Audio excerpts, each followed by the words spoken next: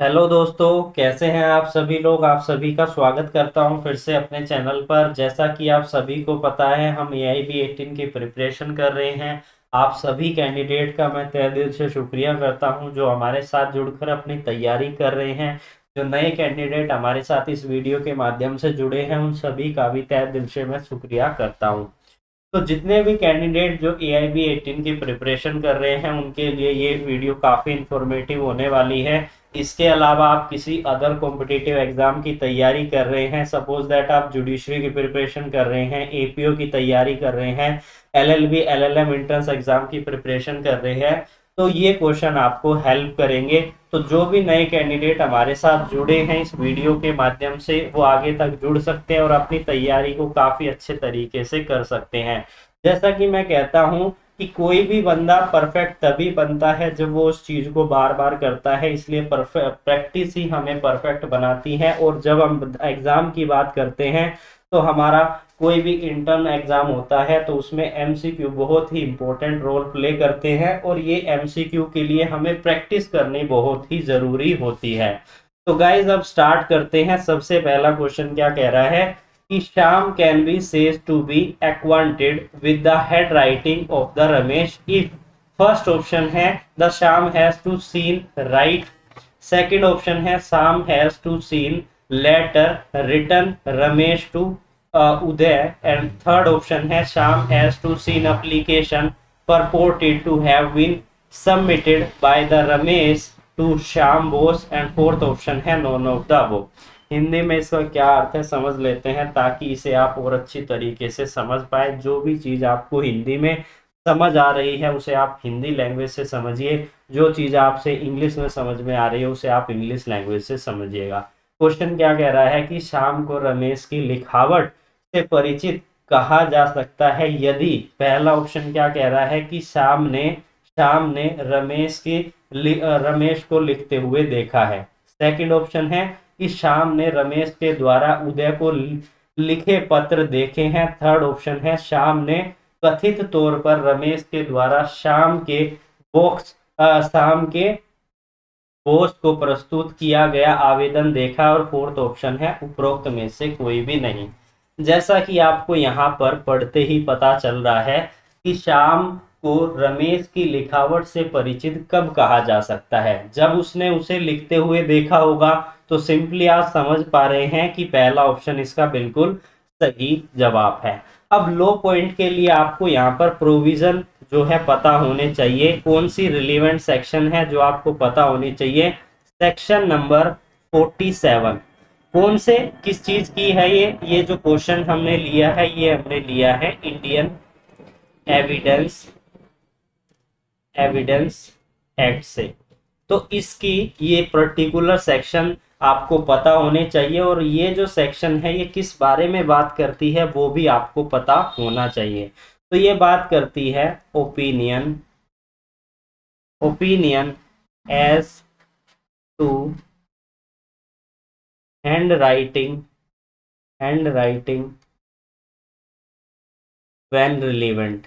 यानी कि जब किसी पर्टिकुलर पर्सन की, जब किसी भी व्यक्ति की किसी केस के अंदर हैंडराइटिंग रिलेवेंट होती है, तो वो हैंडराइटिंग जो है इस पर्टिकुलर सेक्शन के अंदर रिलेवेंट होती है।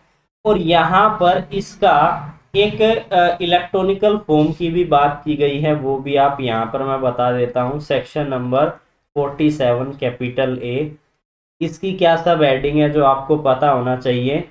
ओपिनियन, क्योंकि इस पर भी सेपरेटली क्वेश्चन जो है बन जाता है।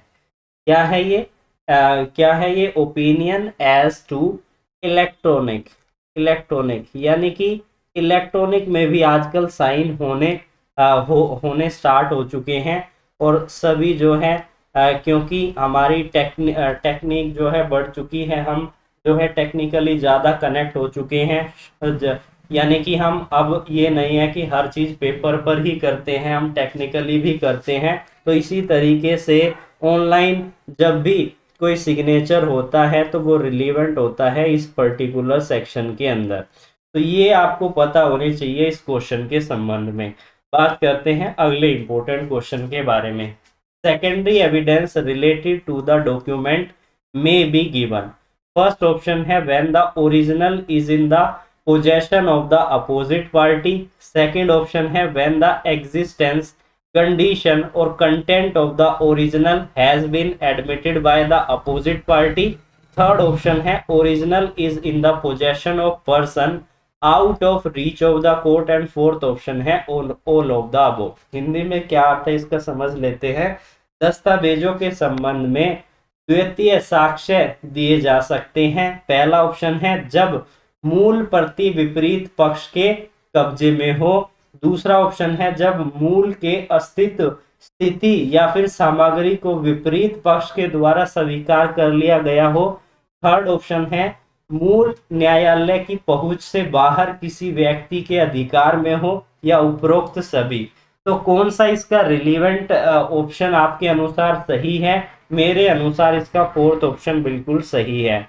अब बात कर लेते हैं इससे रिलेटेड जो पर्टिकुलर लीगल प्रोविजन है जो आपको पता होना चाहिए. वो है हमारा section number 65 of Indian evidence act, जिसकी सब हेडिंग आपको याद रखनी है, जो कि क्या कह रहा है मैं यहाँ पर लिख देता हूं.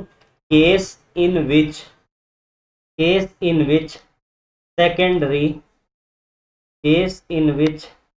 Secondary evidence relating to document may be given. तो ये पर्टिकुलर आपको याद रखना है ये सेक्शन किस बारे में बात कर रहा है, और इसके अंदर पर्टिकुलरली डिफरेंट पॉइंट दिए हुए हैं. ए से लेकर जी तक जो है इसमें पॉइंट दिए हुए हैं. वो सभी पॉइंट जो है आपको याद रखने हैं. और इसको स्पेसिफिकली दो पार्ट में और डिवाइड किया गया है. Section number 65A and section number 65B के अंदर. मैं बता देता हूं कहां पर लिखूं. यहीं ए के संबंध में यह मैं यहां पर लिख देता हूं कि यह पर्टिकुलर सेक्शन किससे संबंधित है. तो ये बात करता है special provision as to evidence relating to electronic record के संबंध में. जब हम बात करते हैं सेक्शन नंबर 65B की, जस्ट वेट,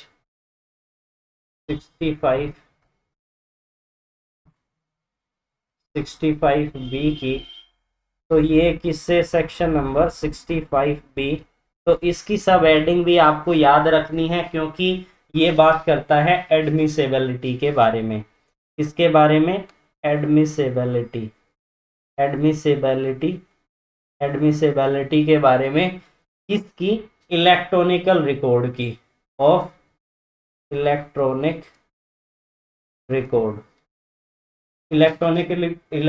रिकॉर्ड की जो है एडमिनिस्ट्रेबिलिटी के बारे में बात करता है. बात करते हैं अगले इंपॉर्टेंट क्वेश्चन के बारे में.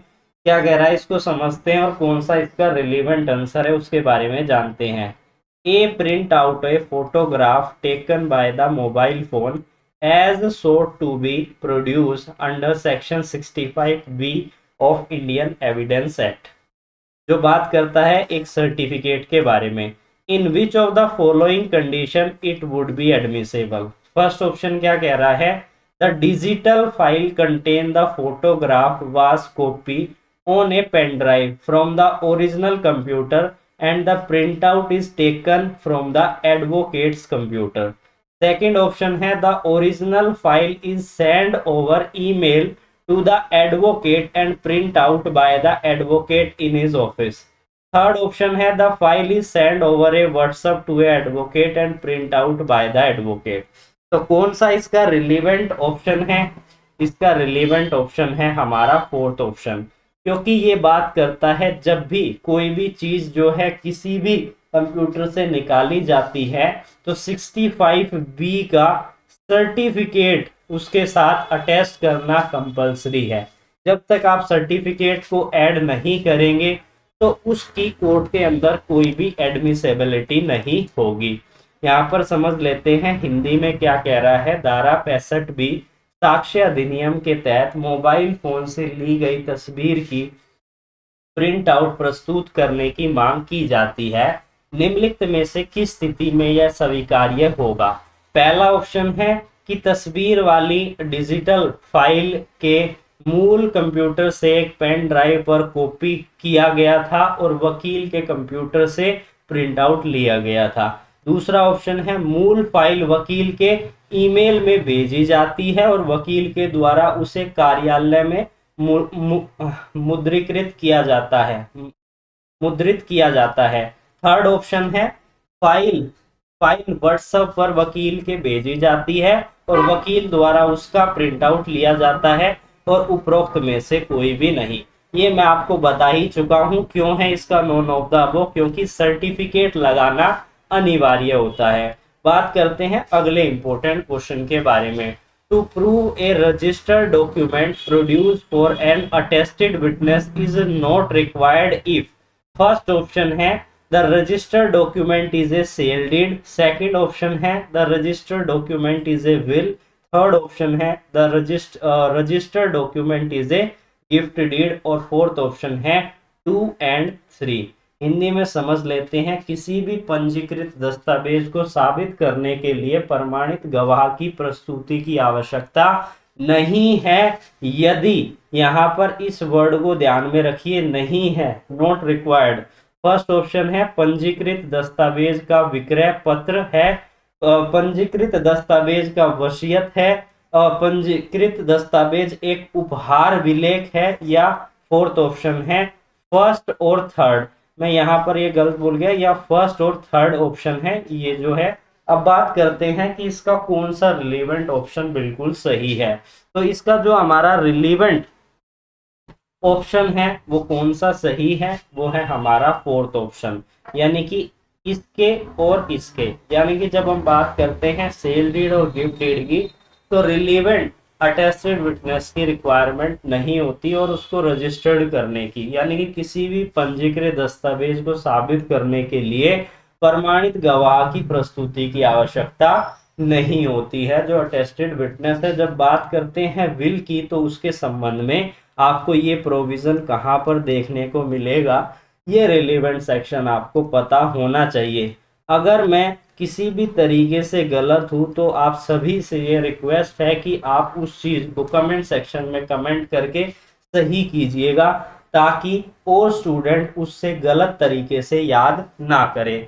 तो ये एक आपसे रिक्वेस्ट कर रहा हूं मैं हर वीडियो में, इसलिए बोलता हूं ताकि कोई भी स्टूडेंट गलत तरीके से पढ़ाई ना करे, गलत तरीके से क्वेश्चन को याद ना करे, क्योंकि फिर बाद में जो है लॉस हो जाता है। तो ये पर्टिकुलर सेक्शन किस चीज के बारे में बात करता है वो मैं यहाँ पर लिख देता हूं।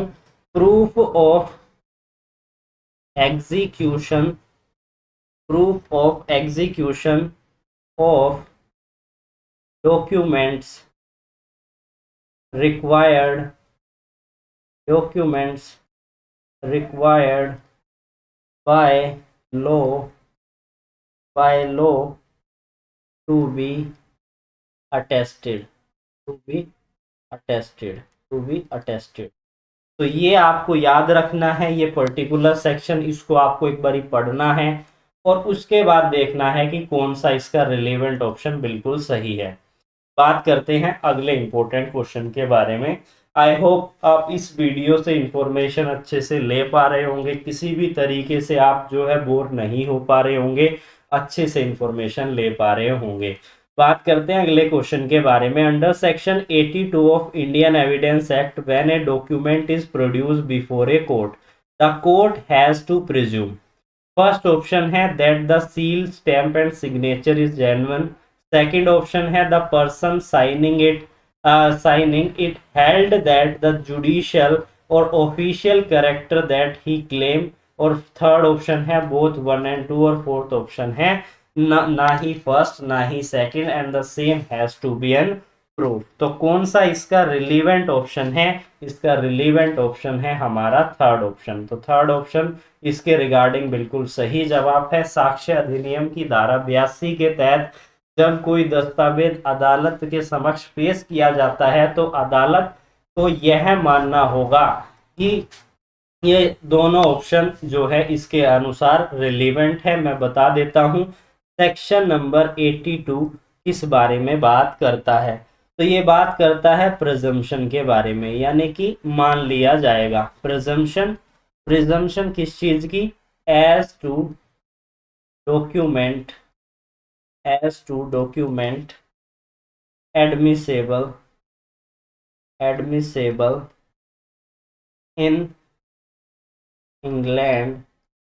पर्टिकुलर सेक्शन की जब आप सब हेडिंग को पढ़ेंगे तब आपको चीजें थोड़ी सी क्लियर होती चली जाएंगी।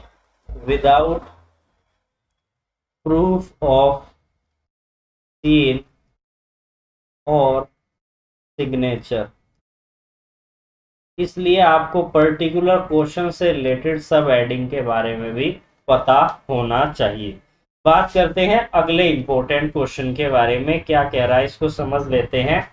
When a document is produced from any custody which the court in a particular case consider proper, the court may presume such document to be genuine if it is proved that document is, यानी कि कोई भी दस्तावेज कब कितने साल पुराना होगा कि कोर्ट प्रेज्यूम कर लेगी कि वो सच्ची में सही है, जेन्युइन है, उसमें कोई भी खराबी नहीं है।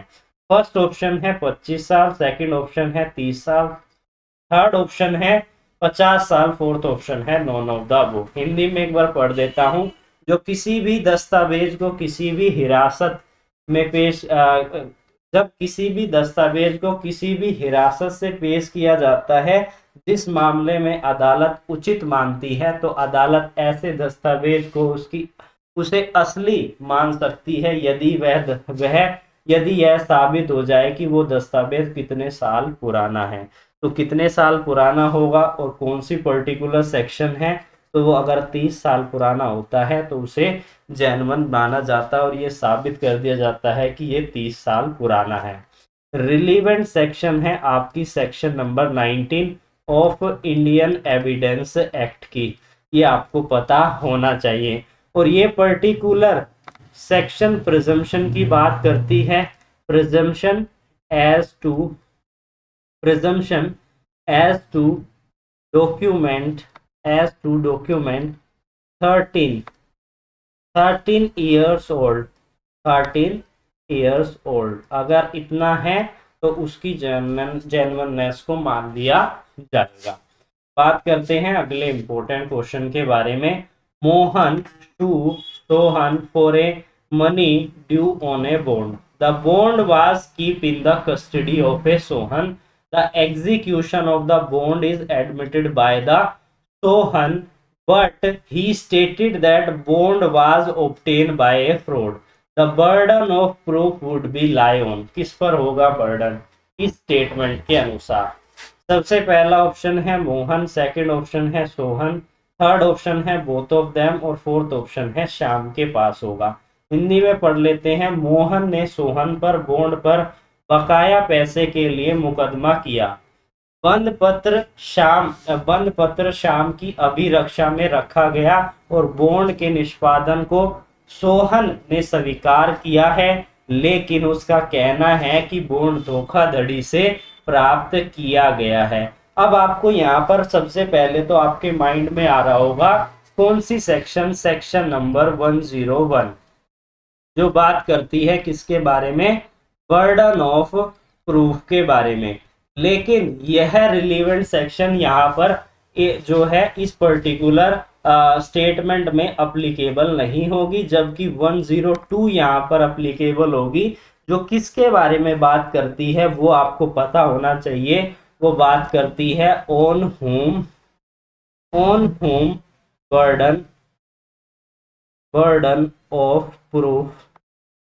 बर्डन ऑफ प्रूफ लाई, यानी कि जो बात करती है ऑनस ऑफ प्रूफ के बारे में। अब इसमें आपको पता होना चाहिए ये जो ओनर्स ऑफ प्रूफ है, ये क्या होता है? ओनर्स ऑफ प्रूफ का मतलब होता है जब बर्डन जो है शिफ्ट होता रहता है। कभी एक के ऊपर है, अब उसने कोई एविडेंस दे दिया तो अब वो दूसरे के ऊपर चला गया, उसने एविडेंस दे दिया तो वो तीसरे के मतलब वो दूसरे पार्टी के अपोजिट चला गया। तो इस तरीके से जब बर्डन शिफ्ट होता है तो उसे हम ओनर्स ऑफ प्रूफ कहते हैं। और पर्टिकुलर सेक्शन है हमारी इंडियन एविडेंस एक्ट की 102। यहाँ पर इस पर्टिकुलर क्वेश्चन का जो सही जवाब है वो है हमारा सेकंड ऑप्शन। इसको आप एक बार ध्यान से पढ़िएगा। अगर क्या आपको सही लग रहा है कि यही ऑप्शन सही है या ये ऑप्शन गलत है, तो एक बार आप इसको ध्यान से पढ़िएगा और फिर हमें कमेंट सेक्शन में कमेंट कीजिएगा। बात करते हैं अगले इंपॉर्टेंट क्वेश्चन के बारे में। For presumption as to abatement of a suicide by a married woman to arise, it must be show that first option है she has committed suicide after 7 years of a marriage. Second option है her husband and her relative subject her cruelty. Third option है both 1 and 2. Fourth option है none of the above. Most student क्या होते हैं, जल्दबाजी के चक्कर में इस क्वेश्चन को गलत कर देते हैं, क्योंकि इस क्वेश्चन के अंदर जो यहाँ पर ऑप्शंस दिए गए हैं ये थोड़ा सा दिमाग घुमा देते हैं और टाइम हमारे पास कम होता है, इसलिए हम इसका गलत जवाब दे देते हैं। बात कर लेते हैं हिंदी में इसका क्या अर्थ है, फिर समझेंगे कौन सा इसका पर्टिकुलर आंसर है। हिंदी में समझ लेते हैं। एक विवाहित महिला द्वारा आत्महत्या के लिए उकसाने की धारणा उत्पन्न होने के लिए यह दिखाया जाना चाहिए। पहला है उसकी शादी के 7 साल बाद आत्महत्या उसने कर ली है। दूसरा ऑप्शन है उसके पति या उसके रिश्तेदारों ने उसके साथ क्रूरता यानी कि क्रूएलिटी की है। थर्ड ऑप्शन है 1 and 2। फोर्थ ऑप्शन है नॉन ऑफ द अबव। तो इसका पर्टिकुलर आंसर है हमारा सेकंड ऑप्शन। लेकिन यहाँ पर स्टूडेंट्स क्या करते हैं, थर्ड ऑप्शन पर क्लिक कर देते हैं, क्योंकि जब हम इस पर्टिकुलर सेक्शन इस क्वेश्चन से रिलेटेड पर्टिकुलर सेक्शन को पढ़ते हैं तो हमें वहां पर देखने को मिलती है ये दोनों टर्म। 7 ईयर भी लिखा हुआ है, हस्बैंड और हस्बैंड के रिलेटिव भी लिखे हुए हैं, लेकिन हम ये इस वर्ड पर जो है कंफ्यूज हो जाते हैं, इस पर हम ध्यान नहीं देते जल्दीबाजी के चक्कर में। वहां पर लिखा है 7 साल के अंदर, लेकिन यहाँ पर लिखा है 7 साल के बाद। ये एक छोटा सा वर्ड जो है कंफ्यूज कर देता है। और पर्टिकुलर कौन सी सेक्शन है जो आपको इसके संबंध में पता होनी चाहिए, 113 कैपिटल ए। 113 कैपिटल ए जो कि बिल्कुल ही महत्वपूर्ण सेक्शन है और इससे डील करती है, ये आपको पता होना चाहिए। बात करते हैं अगले इंपॉर्टेंट क्वेश्चन के बारे में। Which of the following is not a true, इन सभी में से कौन सी स्टेटमेंट सही नहीं है। इस स्टेटमेंट के अनुसार a shopkeeper is found in a possession of mark stolen 100 rupees note which he can not account for. First option है court will presume that he is a theft. Second option है court will presume that he has received the currency note it to be an stolen. Third option है such presumption will not be arise if he continuously receive money during his business. और fourth option है none of the above। Hindi में समझ लेते हैं, निम्नलिखित में से कौन सा सत्य नहीं है। एक दुकानदार के पास चोरी हुई और 10 रुपए का चिन्हित नोट मिला जिसका वह हिसाब नहीं दे सका। तो पहला ऑप्शन क्या है, अदालत यह मान लेगी कि वह चोर है। दूसरा ऑप्शन है अदालत यह मान लेगी कि उसने यह जानते हुए भी मुद्रा प्राप्त की है कि यह चोरी की है या चोरी हो गई है, उसके बाद भी उसने प्राप्त की है। तीसरा ऑप्शन है यदि उसने अपने व्यवसाय के दौरान लगातार धन प्राप्त होता है तो ऐसी धारणा उत्पन्न नहीं होती। और फोर्थ ऑप्शन है नॉन ऑफ द अबव। तो कौन सा इसका रिलेवेंट ऑप्शन है आपके अनुसार, तो कोई भी स्टेटमेंट यहाँ पर कौन सी स्टेटमेंट, लास्ट स्टेटमेंट जो है ट्रू नहीं है इन सभी में से, और सभी स्टेटमेंट जो है रिलेवेंट यहाँ पर मानी जाएंगी।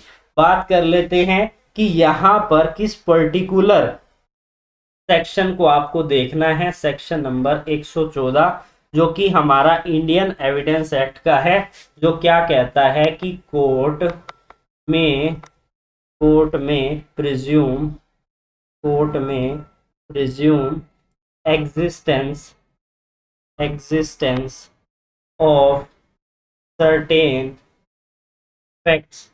तो ये पर्टिकुलर सेक्शन आपको पढ़ना है, जिससे आपको पता चलेगा कि ये क्वेश्चन क्यों हमारे लिए इम्पोर्टेंट है। बात करते हैं अगले इम्पोर्टेंट क्वेश्चन के बारे में। Who out of the following is not competent to become a witness. कौन यहाँ पर सक्षम नहीं है? पहला ऑप्शन है lunatic who is not prevent by his lunacy from understanding the question put to him and giving rational answer. Second option है an adult whose body and mind is not functioning। Third option है a child who is sufficiently developed to answer। Fourth option है ए डफ and dumb person. बात कर लेते हैं अगले हिंदी में इसका क्या अर्थ है। निम्नलिखित में से कौन सा गवाह बनने के लिए साक्ष्य नहीं है? पहला ऑप्शन है वह पागल जो अपने पागलपन के कारण से पूछे गए प्रश्न को समझने और तर्कसंगत उत्तर देने से नहीं रोकता है। सेकंड ऑप्शन है एक वयस्क जिसका शरीर और मध्य भाग काम नहीं कर रहा है, जिसका फंक्शन जो नहीं कर रहा है, क्या उसकी बॉडी फंक्शन नहीं कर रहा है, उसका मिड फंक्शन नहीं कर रहा है। थर्ड ऑप्शन है वह बच्चा जो उत्तर देने के लिए पर्याप्त रूप से विकसित हो। और फोर्थ ऑप्शन है गूंगा बहरा व्यक्ति। तो रिलीवेंट कौन सा ऑप्शन है जो बात करता है कि विटनेस कॉम्पिटिएंट नहीं है? तो सेकंड ऑप्शन इसका बिल्कुल सही जवाब है। और इस पर्टिकुलर क्वेश्चन से रिलेटेड आपको कौन सी सेक्शन को पढ़ना है? तो सेक्शन नंबर 118 को आपको पढ़ना है इंडियन एविडेंस एक्ट की। साथ ही ये किस पर्टिकुलर चैप्टर में आपको देखने को मिलेगा? चैप्टर नंबर 9 है, जो बात करता है कि कौन टेस्टिफाई कर सकता है। हु में टेस्टिफाई, किसको हम टेस्टिफाई कर सकते हैं? हु में टेस्टिफाई।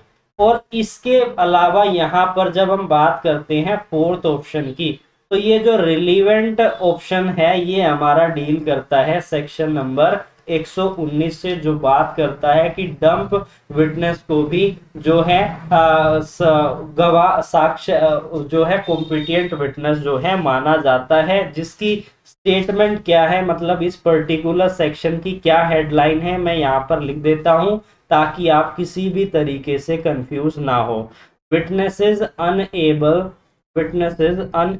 टू कम्युनिकेट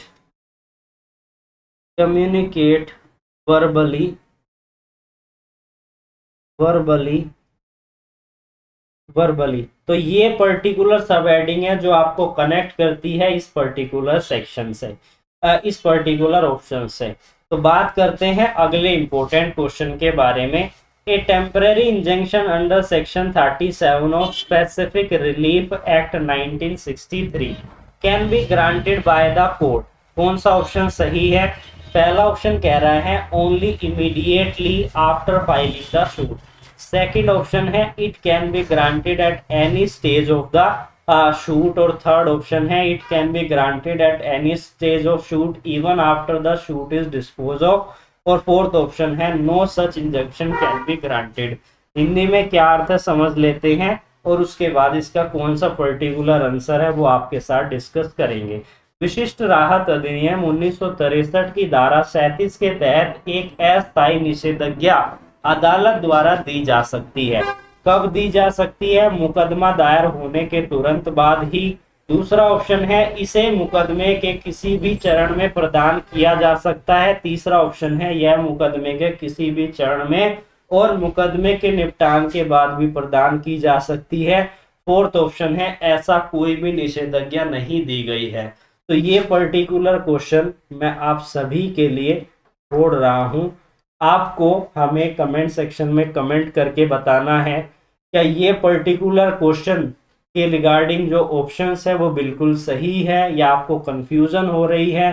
कोई से मतलब किसी दो ऑप्शंस में कंफ्यूजन हो रही है तो आपको हमें कमेंट करके बताना है कि कौन सा पर्टिकुलर ऑप्शन जो है बिल्कुल सही है। आई होप सभी स्टूडेंट जो है कमेंट करके हमें बताएंगे कि कौन सा रिलेवेंट ऑप्शन बिल्कुल सही है। बात कर लेते हैं अगले इंपॉर्टेंट क्वेश्चन के बारे में।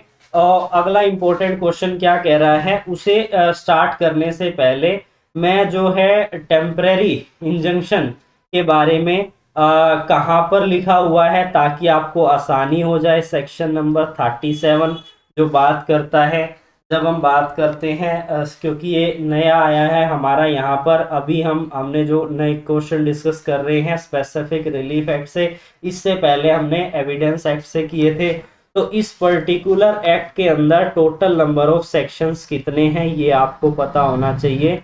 टोटल नंबर ऑफ सेक्शंस कितने हैं, 44 है, लेकिन 44वां जो सेक्शन है वो रिपील्ड हो गया है। बात कर लेते हैं शेड्यूल्स की, तो कितने शेड्यूल्स हैं, तो शेड्यूल जो है एक है हमारा स्पेसिफिक रिलीफ एक्ट के अंदर। टोटल नंबर ऑफ चैप्टर्स की बात करें तो कितने चैप्टर्स हैं, 8 चैप्टर हैं। ये आपको पर्टिकुलर चीजें जो हैं इस स्पेसिफिक रिलीफ एक्ट के बारे में पता होनी चाहिए। बात कर लेते हैं अगले इंपॉर्टेंट क्वेश्चन के बारे में। Plaintiff file a suit for a permanent injunction under section 40 of specific relief act 1963। पहला ऑप्शन क्या कह रहा है, the plaintiff can not claim damage in addition to the relief of injunction. Second option है plaintiff can only claim damages in substitution of such injunction. Third option है the plaintiff can claim both injunction and damages.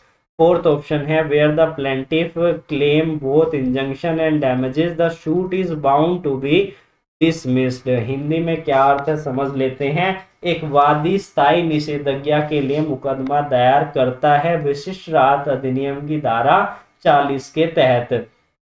पहला option है वादी निषेधाज्ञा से राहत के अतिरिक्त क्षतिपूर्ति का दावा नहीं कर सकता। सेकंड ऑप्शन है वादी केवल ऐसे निषेधाज्ञा के बाद में क्षतिपूर्ति का दावा कर सकता है। थर्ड ऑप्शन है वादी निषेधाज्ञा और हर्जाना दोनों का दावा कर सकता है। फोर्थ ऑप्शन है जहां वादी निषेधाज्ञा और हर्जाना दोनों का दावा करता है वहां मुकदमा खारिज होना तय है। तो कौन सा पर्टिकुलर ऑप्शन इसका बिल्कुल सही जवाब है, इसका सही जवाब है हमारा थर्ड ऑप्शन, यानी कि दोनों चीजों को इंजंक्शन के साथ साथ वो डैमेजेस को भी क्लेम कर सकता है। कौन सा पर्टिकुलर सेक्शन है जो आपको इसके संबंध में पढ़ना है, सेक्शन नंबर 14, जिसकी सब हेडिंग आपको पता होनी चाहिए, जो बात करता है डैमेजेस इन लिeu ऑफ और इन एडिशन टू इंजंक्शन, जो कि पर्टिकुलरली इसकी सब हेडिंग ही हमें बता रही है कि कौन सा इसका रिलेवेंट ऑप्शन बिल्कुल सही है। बात कर लेते हैं अगले इंपॉर्टेंट क्वेश्चन के बारे में। Mister A make an allegation to that mister B assault him and physically injured him. Mr. B stated that the allegation is miscurious and false, and he seeks to file a suit to restrain Mr. A from instituted a criminal matter in view of Section 41 of Specific Relief Act 1963. Which one of the following is the true option? पहला option क्या कह रहा है, the court can restrain mister A from instituted और prosecuted any proceeding in a criminal matter. Second option है the court can pass a restrain order provide it is proved that mister A is make a false allegation. Third option है the court can pass restrain order in favour of mister B and provide he deposit appropriate security in a court। और fourth option है no such injunction can be granted। बात कर लेते हैं हिंदी में, इसको एक बार समझ लेते हैं। श्रीमान ए ने यह आरोप लगाया है कि श्रीमान बी ने उस पर हमला किया और उन्हें शारीरिक रूप से घायल कर दिया। बी ने कहा है कि आरोपी शरारत पूर्वक और झूठा है और ए को आपराधिक मामला स्थापित करने से रोकने के लिए मुकदमा दायर करना चाहता है विशिष्ट राहत अधिनियम 1963 की धारा 41 के मद्देनजर निम्नलिखित में से कौन सा सत्य है। पहला ऑप्शन है कि अदालत ए को किसी भी आपराधिक मामले में कोई भी कार्रवाई करने से या फिर मुकदमा चलाने से रोक सकती है। दूसरा ऑप्शन है अदालत निरोधक आदेश पारित कर सकती है बशर्ते यह साबित हो जाए कि ए जो है झूठा आरोप ए जो है झूठा आरोप लगा रहा है। थर्ड ऑप्शन है अदालत बी के पक्ष में निरोध आदेश पारित कर सकती है बशर्ते वह अदालत को उचित सुरक्षा जमा करे। और फोर्थ ऑप्शन है ऐसा कोई भी निषेधाज्ञा नहीं दी जा सकती। तो कौन सा पर्टिकुलर ऑप्शन इसका सही है आपके अनुसार, आपको पढ़ के कौन सा लग रहा है? तो इसका जो फोर्थ ऑप्शन है वो इसका करेक्ट ऑप्शन है। बात कर लेते हैं कि रिलेवेंट सेक्शन जो आपको पता होनी चाहिए इस क्वेश्चन के संबंध में। सबसे पहले तो सेक्शन नंबर 41 जो आपको क्वेश्चन में ही देखने को मिली है, ये पर्टिकुलर सेक्शन किसके बारे में बात करती है? ये बात करती है इंजंक्शन व्हेन रिफ्यूज्ड। तो इस पर्टिकुलर सेक्शन के अंदर पॉइंट दिए हुए हैं ए से लेकर जी तक। तो ये सभी पॉइंट आपको पढ़ने हैं और ये सभी पॉइंट ही बहुत ही ज्यादा इंपॉर्टेंट है। बात कर लेते हैं अगले और लास्ट इंपॉर्टेंट क्वेश्चन के बारे में, क्योंकि वीडियो काफी लंबी हो चुकी है। इससे ज्यादा लंबी करेंगे तो स्टूडेंट जो है कंफ्यूज हो जाएंगे और जो है थोड़ा सा दिमाग जो है काफी समय तक हम जो है फोकस नहीं कर पाते हैं जो नए स्टूडेंट है, लेकिन जो पुराने स्टूडेंट है वो तो काफी लंबे समय तक फोकस कर पाते हैं। बात कर लेते हैं इस क्वेश्चन के बारे में। ए plaintiff on account of his illness is unable to file a civil suit within a period of limitation prescribed under the Limitation Act 1963। यानी कि वो क्या था, वो बीमार था इसलिए वो सिविल सूट को फाइल करने में असक्षम हो गया जो लिमिटेशन पीरियड प्रिस्क्राइब किया गया था। He filed that the suit along with an application for the condonation of delay on ground of his illness। बीमारी का वो जो इलनेस है उसके ग्राउंड को देते हुए उसने डिले की एप्लीकेशन फाइल कर दी शूट के साथ। Can the court condone the delay in filing of suit under section 5 of the limitation act? क्या यहाँ पर मान्य होगी? यस, फर्स्ट ऑप्शन है yes, the court could condone the delay। Second option है no, court can not condone the delay application। Third option है the plaintiff would have to prove his illness thereafter the delay can be condoned। और fourth option है none of the above। Hindi में समझ लेते हैं ताकि आपको और अच्छे से क्लियर हो जाएगा। एक वादी अपनी बीमारी के कारण लिमिटेशन एक्ट 1963 के तहत निर्धारित सीमा अवधि के भीतर सिविल मुकदमा दायर करने में असमर्थ है और वह अपनी बीमारी के आधार पर दायर की गई माफी के लिए एक आवेदन के साथ मुकदमा दायर करता है कि क्या अदालत लिमिटेशन एक्ट की धारा 5 के तहत मुकदमा दायर करने में हुई देरी को माफ कर सकती है।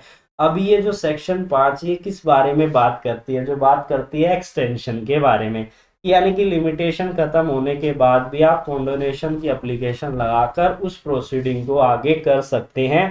पहला ऑप्शन है हाँ, अदालत देरी को माफ कर सकती है। दूसरा ऑप्शन है नहीं, अदालत देरी को माफ नहीं कर सकती। तीसरा ऑप्शन है वादी को अपनी बीमारी साबित करनी होगी और इसके बाद देरी को माफ किया जा सकता है। और फोर्थ ऑप्शन है उपरोक्त में से कोई भी नहीं। तो बात कर लेते हैं इसका जो सही जवाब है वो है हमारा second option, no, the court can not delay condone the delay. अब पर्टिकुलर सेक्शन नंबर 5, इस पर्टिकुलर सेक्शन की सब हेडिंग आपको पता होने चाहिए जो बात करती है एक्सटेंशन ऑफ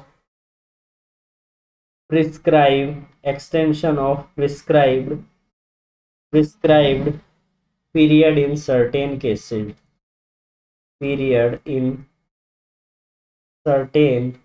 केसेस। तो वहां पर कुछ पॉइंट दिए हुए हैं जो आपको पता होना चाहिए।